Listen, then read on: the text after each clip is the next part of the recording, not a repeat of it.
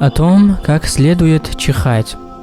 Передается со слов Абу Хурайры, радiyallahu анху, что пророк, саллаллаху алейхи вассалям, сказал: «Если кто-нибудь из вас чихнет, пусть скажет: хвала Аллаху, альхамдулиллах». И пусть его брат или его спутник скажет ему: «Да помилует тебя Аллах». Если же он скажет ему: «Да помилует тебя Аллах», пусть чихнувший скажет ему в ответ: «Да укажет вам Аллах правильный путь, и да приведет Он в порядок все дела ваши».